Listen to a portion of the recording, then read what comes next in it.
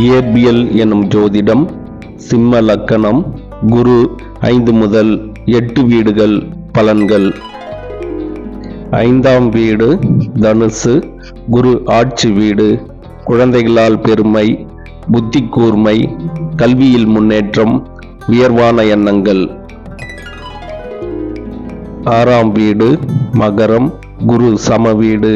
குரு நீச்ச வீடு.